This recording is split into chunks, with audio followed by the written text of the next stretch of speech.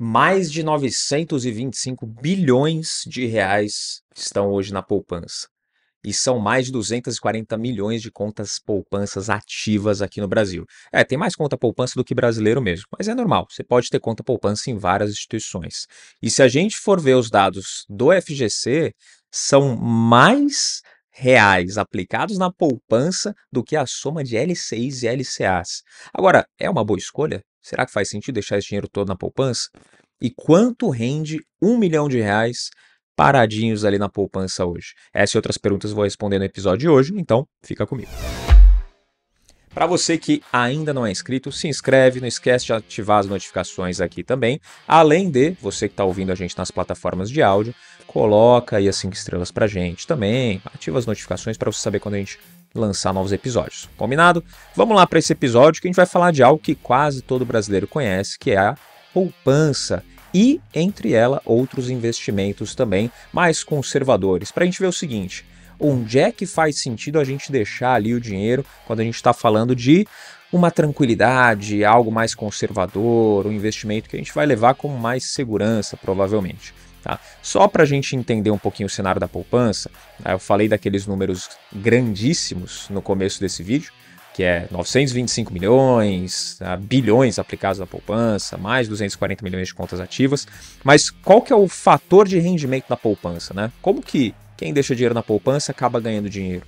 Então vamos lá. A poupança ela tem uma regra muito específica, tá? Para ela poder pagar a remuneração. Primeiro que ela só rende no mês versário. Então, você colocou dinheiro lá no dia 1º, no dia 1º de cada mês que ela vai pagar aquela rentabilidade, aquela remuneração da poupança. E como que funciona essa rentabilidade? E aí já entra o primeiro indicador econômico importantíssimo para a gente, quando a gente fala de acompanhar investimentos, mais precisamente ali de renda fixa, que é a Selic, né? A poupança, ela tem um vínculo com a Selic, que é ela que vai ditar a regra de rentabilidade, que são duas. Então anota aí, a primeira, se a Selic ela está acima de 8,5%, como é o cenário que a gente está agora, Selic, no momento que eu estou gravando esse episódio aqui, a Selic está em 12,25% ao ano. Só que vai ter uma outra reunião do Copom já em breve. Então, quando você estiver assistindo, ou vendo, ou ouvindo esse episódio aqui, provavelmente a Selic vai estar em 11,75%, tá? Salvo algum engano aí, mas deve estar nesse patamar. Mas a Selic, ela está acima de 8,5%, é o cenário que a gente está hoje. Nesse cenário, a poupança ela vai pagar um retorno, para quem deixar o dinheiro lá, de 0,5% ao mês, mais a taxa referencial, que é a TR. Então, Selic acima de 8,5%, vai pagar 0,5% ao mês, mais a TR. Quando a Selic está abaixo do 8,5%, como foi o cenário que a gente viu ali, 2020, 2021, né, até uma boa parte ali de 2022 também, a Selic abaixo de 8,5%, aí a Selic com esses números, né, a poupança ela vai pagar só 70% da Selic mais TR. Então, dependendo do patamar da Selic, muda o fator de rentabilidade ali da poupança. Por isso que é importante acompanhar a taxa Selic, não só para a poupança, mas para vários outros indicadores, vários outros investimentos também aí do nosso mercado financeiro. Tá? Então, tem essa regrinha da poupança. Respondendo aquela pergunta que eu fiz lá no início, quanto rende R$1 milhão aplicados na poupança? No cenário que a gente está falando agora, da Selic acima de 8,5%, a poupança ela vai render aqueles 0,5%. Desconsiderando a TR, que é uma taxinha bem quase que insignificante ali, a gente vai contar, vai render os 0,5%. Ou seja, R$1 milhão na poupança hoje pagariam algo em torno dos R$5 mil por mês, desconsiderando a TR dessa rentabilidade. 0,5%, R$5 mil, você pode falar, pô, Fabrício, legal, então eu consigo ali ter uma renda passiva, levando em consideração que a poupança é livre de IR também, assim como LCI e LCA, que eu dei a comparação no começo, na introdução do episódio aqui também. R$5 mil é uma renda extra de se jogar fora, não é verdade? Fala, pô, bacana. Mas será que não tem coisa que pagaria melhor do que esses R$5 mil, não? Aí é que tá, muita gente busca a renda passiva. Isso eu vejo aí ao longo dos 10 anos que eu já acompanho pessoas com seus planejamentos pessoais aí, e eu vejo que o pessoal busca muito renda passiva. Algumas pessoas acabam buscando mais comprar imóveis, deixar para alugar, fazem a construção do patrimônio físico. Outras pessoas optam pelos investimentos e algumas até optam pela poupança. Mas será que faz sentido? Será que esse 1 milhão para 5 mil reais seria um bom retorno? Na parte dos imóveis, a gente pode considerar que tem a vacância também, se o imóvel não estiver alugado, os custos são do proprietário, então tem vários pontinhos que eu vou falar aqui mais, não vou falar do imóvel, já falei nos episódios aqui, se você quiser vai lá e assiste, ouve aí na plataforma de áudio que você está acompanhando aqui, Money Play, mas eu vou falar mais da parte dos investimentos, em comparação com a poupança, tá? Por quê? Fora a poupança, a gente tem algumas alternativas aqui que poderiam se encaixar, né? Porque apesar desses 5 mil ser um valor que não é de se jogar fora, pode ser que tenham investimentos mais interessantes. Então vamos começar aqui com um cenário pensando num Tesouro Direto, a primeira opção que a gente vai explorar aqui, tá? O Tesouro Direto é um programa do governo federal que permite a compra de títulos públicos federais, tá? Em parceria ali com a B3. Tá? Um dos títulos mais atrativos, ou pelo menos um dos mais utilizados do Tesouro Nacional, que tem 3 modalidades, tem uma quarta aí, que eu até falei em vários outros episódios, que é aquela mais voltada para aposentadoria, para longo prazo, mas eu vou focar nessa que é a mais negociada, que é o Tesouro Selic. Tesouro Selic, ele acompanha a Selic. Então, a Selic está em 12,25% ao ano. Ele vai acompanhar a Selic. Então você não tem tanta dor de cabeça para descobrir o quanto ele está rendendo, qual o valor que você vai receber ali sobre esse investimento. Tem um prazo de vencimento esse título, ele vai variar de acordo com a taxa, então a taxa está sofrendo corte, a rentabilidade desse título vai sofrer corte junto, tá? Uma das principais vantagens desse título é a liquidez. Você tem uma liquidez muito alta também, quase como a da poupança. A diferença é que na poupança você pode pagar até no débito em alguns casos. Tá? Tem o cartão ali da poupança, que isso eu nunca entendi, mas você pode usar a poupança para fazer pagamento de contas, compras, né? Você passa até no débito. Agora o Tesouro Direto não tem essa flexibilidade, mas também é um investimento que você tem bastante liquidez ali caso precise resgatar. Então você pode usar como uma reserva também. Só que o rendimento dele, se a gente for colocar nessa base, comparação com a poupança, nesse mesmo cenário da Selic em 12,25 ou 11,75, tá? Dependendo do momento que você está assistindo ou ouvindo esse episódio, o Tesouro Selic ele vai render isso. Ele vai ter essa performance que é justamente replicar a taxa Selic. Então ele vai replicar os 11,75. Tem diferença? 11,75% ao ano para 0,5% ao mês? Faz as contas aí, você vai ver que sim, tá? Se a gente for jogar por baixo, a gente está falando de um lado, você teria ali no ano 60 mil, do outro lado você teria ali no ano 110 mil, né? 117.500, tá? É isso que a gente consegue colocar de comparação. Então é uma diferença de quase o dobro de um para outro. Faz diferença? Bom, bastante, né? A gente colocar ali mais 50 mil de diferença de um título para o outro. Então é uma opção, claro, o Tesouro Selic ele vai ter o imposto de renda, tá? Essa é uma diferença ali sobre a poupança, mas mesmo com o imposto de renda, o Tesouro acaba trazendo um retorno bem mais alto, tá? O imposto de renda vai depender do prazo que você deixar, então vai de 22,5% até 15% de desconto sobre o que rendeu, mas fazendo esses descontos aí, você ainda assim consegue ter uma boa diferença sobre a poupança do quanto ela está pagando hoje. Tá? Essa é uma opção. Segunda opção, que também é bastante conhecida, CDB, que é o Certificado de Depósito Bancário, que eu já dei mais detalhes em outros episódios aqui também. E o CDB, ele entra como uma diversificação ali na renda fixa, tá? Para a gente explorar além do Tesouro Direto também. É um título emitido por bancos, então o próprio nome já fala, Certificado de Depósito Bancário. E no caso do CDB, também tem o imposto de renda, só que quando a gente vai comparar a rentabilidade dos CDBs, por ele ter, economicamente falando, tá? O Tesouro, ele é o título ativo livre de risco, a gente pode considerar. Então é um investimento que tem um menor risco de mercado. O CDB ele também é um título conservador, a depender do banco que você está comprando esse título, mas ele tem um risco que já é considerado um pouco maior do que o próprio Tesouro. Porque o Tesouro é o risco país, a gente pode colocar o CDB é um risco do banco, então é um pouquinho maior. Antes do país quebrar, os bancos tendem a quebrar. Por isso, o normal é o CDB ele ter uma rentabilidade, ele pagar um retorno um pouquinho acima do Tesouro Selic. Agora, se você está num grande banco, vou pegar aí os maiores bancos do mercado, normalmente eles vão querer te pagar um pouquinho menos até do que a Selic. Então só fica um pouco esperto com isso.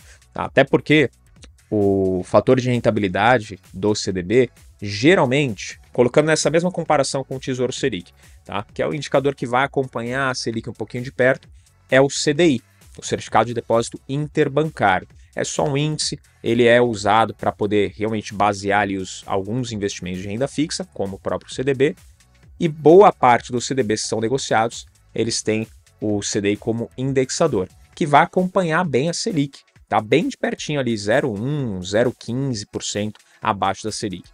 Ou seja, o CDB que você for investir, ele tem que render 100% do CDI para cima. Se for para longo prazo, quanto maior o prazo, maior a rentabilidade que você pode esperar. 110, 120, 125, 130% do CDI, por exemplo. Nesse caso, ele vai ter uma performance ainda maior do que a Selic, só que aí tem uma diferença. Se a gente está falando para mais longo prazo, você já não vai ter a liquidez. Então você não consegue resgatar a qualquer momento, como seria ali um Tesouro Selic ou a poupança. Então você vai ficar com o dinheiro parado um pouco mais de tempo, em troca disso, você pode exigir um pouco mais de rentabilidade. Então a gente pode colocar, se for considerar um com liquidez diária, você vai ter uma performance bem parecida com a Selic. Selic é 1,75%, esse CDB com liquidez diária você pode esperar 11,5%, vamos supor. Não chega na Selic, ainda assim é melhor do que a poupança, quase o dobro também do que a poupança. Imposto de renda sobre o CDB funciona da mesma forma que o Tesouro Selic, tá? Então 22,5%, no máximo, no mínimo 15%. Então se você quiser com altíssima liquidez, você vai ter uma rentabilidade ali que vai beirar a Selic, a gente pode buscar pelo menos com segurança, você encontra 100% do CDI, vai dar ali seus 11,5%, por exemplo. Se a gente for pensar em um CDB de mais longo prazo, buscando 120% do CDI, aí você já está tendo um retorno maior do que a Selic. Nesse caso, a gente pode jogar aí para vamos considerar 12,5%, 13% ao ano, que aí já dá mais do que a Selic, obviamente vai dar muito mais do que a poupança, mais do que o dobro que a poupança te pagaria no mesmo período, você só tem que descontar o imposto de renda nisso, tá certo? Então o certificado de depósito bancário é uma boa opção também, né, quando a gente fala de investimento de renda fixa, porque é bastante utilizada, pegando bancos sólidos, você não vai correr tanto risco de crédito também, como aconteceu aí ao longo de 2023, algumas instituições faliram e aí os investidores tiveram que acionar o FGC. Então só tem que tomar cuidado na hora de escolher, diferente da Selic e diferente da poupança também, que tem regras diferentes. Apesar de aqui no Brasil a gente já ter tido confisco da poupança e do Tesouro Direto, não sei se você sabia, mas nunca deixaram de pagar o Tesouro. Né? O calote da dívida do Tesouro nunca aconteceu, mas a poupança já foi confiscada. Então, tem esse pequeno detalhe aí também. Terceiro investimento que entra como opção em relação à poupança, LCA e LCA, que eu até falei da comparação lá no início, tem mais dinheiro em poupança hoje do que na soma em contas de LCA e LCA, que são as letras de crédito imobiliário e letras de crédito do agronegócio. São investimentos bem parecidos com o CDB, que o fator de rentabilidade vai ser o mesmo, normalmente percentual do CDI, só que eles não têm imposto de renda, igual a poupança. E também não tem ali a liquidez diária, é muito difícil você achar um título LC, LCA com liquidez diária. Tem aqueles que você vai deixar 90 dias e após 90 dias, aí você tem liquidez diária e esse título vai vencer daqui a 2 anos, por exemplo. Isso pode acontecer, mas com liquidez diária no ato é bem difícil você achar. Então, por isso, espere aí pelo menos 90 dias, né, para você começar a colher os frutos desse investimento, mas saiba que é um investimento que vai trazer um retorno abaixo do CDI normalmente. Para você achar uma LC ou LCA com um bom retorno, você vai encontrar 90% do CDI, 95%, 98%, 90% do CDI para cima, tá? Mas por que isso? Por que tem essa diferença? O CDB eu consigo achar 130%, 150% do CDI. Por que LCA e LCA eu não consigo? Porque não tem imposto de renda. Justamente por isso. Por não ter o desconto do imposto de renda, elas acabam pagando menos, o que é super natural. Tá? Fala, é igual a poupança então, Fabrício? Quase igual, só que a poupança ela vai te pagar muito menos do que a LCA e LCA, por exemplo. Tá? Então são investimentos que são atrelados ao mercado imobiliário, ao mercado do agronegócio. Você não está comprando nenhum título diretamente do mercado imobiliário e nem diretamente do agronegócio, mas você está ajudando a financiar esse tipo de operação. por conta disso, acaba não tendo ali a cobrança do imposto de renda. Grande parte dos investimentos são ligados à infraestrutura, imóveis, construções, agrícolas e tudo mais. Eles acabam não cobrando imposto de renda. Há exemplo também de CRI e CRA. Não vai entrar aqui na nossa lista de investimentos, porque não tem a mesma cobertura do FGC que tem a LC e LCA. Mas LC e LCA são opções que podem entrar ali como alternativas à poupança e que também vão acabar pagando mais. Se a gente for fazer uma comparação, vai depender um pouquinho da rentabilidade que você consegue, mas a gente poderia colocar um CDB com 120% do CDI. Dificilmente uma LC e uma LCA chega lá em retorno. Tá? Você vai pegar uma LCI de 95% do CDI, o CDB ele vai acabar mesmo com cobrança de imposto de renda, compensando mais no longo prazo. Mas sobre a Selic, provavelmente para médio e longo prazo, essa LC e LCA ela vai pagar mais. Tá? Vai ter um retorno melhor no líquido, porque você não tem o desconto de imposto de renda. E do que a poupança, nenhum dos dois tem. Só que a regra da poupança é ou 0,5% ao mês ou 70% da Selic. A LC e LCA vai pagar ali 90%, 95% do CDI, que é bem próximo da Selic. Então, você pode encontrar opções muito mais interessantes do que a própria poupança. Quarta e última opção que eu separei aqui são os fundos de investimento, que aí são fundos que são geridos por profissionais. Fundos não têm cobertura do FGC, tá? Deixar isso bem claro aqui. Então, o fundo de investimento é outro departamento. O FGC ele não atua. Só que quando você coloca o seu dinheiro em fundos de investimento, se a gente for pensar nos fundos conservadores, esses gestores eles vão acabar comprando esses mesmos títulos, seja CDB, LCI, LCA, CRI, CRA, debentures, próprio Tesouro também. Então, o gestor do fundo vai buscar montar uma carteira em fundos conservadores com esse tipo de ativo. E isso pode gerar um retorno que aí vai ser bem, né? A gente pode colocar bem certo, mas não vai fugir muita curva. Vai gerar um retorno que pode ser superior à Selic, pode ser superior aos CDBs, tá? E com certeza, ou pelo menos na maioria das vezes, vai ser superior à LC e LCA, porém, os fundos de investimento eles também têm desconto de imposto de renda, salvo ali algumas exceções, você vai ver fundos de debêntures incentivadas, que aí eles não vão ter desconto de imposto de renda, justamente porque são de debêntures incentivadas que elas não têm esse desconto. Tá? No geral, não, o fundo vai ter o desconto de imposto de renda. Tá? Fundos mais conservadores, os fundos de renda fixa, vão seguir a regra do CDB, do Tesouro Direto também, natural, com uma pequena diferença ali que os fundos eles vão ter o Come Cotas, que eu já expliquei aqui em outro episódio também. Tá? Então, para falar um pouco mais sobre ele, teria que entrar mais em detalhes, mas é uma antecipação de imposto aí que é feita semestralmente. Então, os fundos têm essa diferenciação com o potencial de você ter um retorno um pouquinho maior a depender do gestor. Então, são essas alternativas. Se a gente for elencar aqui um ranking, a gente pode deixar ali o CDB e os fundos a depender como mais para médio e longo prazo, opções interessantes, onde você vai ter um retorno superior à poupança, eles dividindo ali o primeiro lugar. Em segundo lugar, a gente pode colocar para médio e longo prazo LC e LCA, para curto prazo entraria a Selic. E aí, em terceiro lugar, se for para curto prazo, entraria LC e LCA, porque você não tem acesso no curto prazo. E aí, se for para mais médio e longo prazo, a Selic. Em quarto e último lugar, melhor opção, a gente colocaria a poupança. Ou seja, poupança é a última posição desse ranking aí. Tá? Aí, a gente está falando de uma diferença líquida em retorno entre todas essas opções. A gente já discutiu. Investindo 1 milhão, 60 mil na poupança, depois de um ano.